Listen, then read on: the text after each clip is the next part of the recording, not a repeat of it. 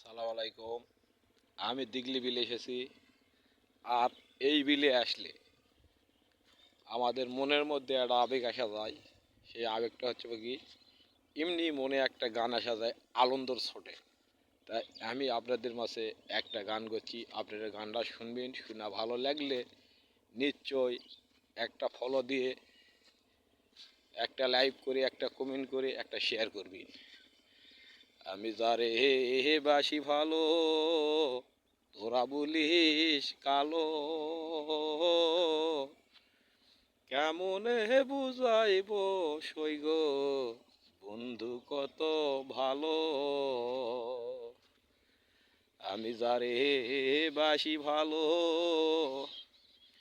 তোরা বলিস কালো,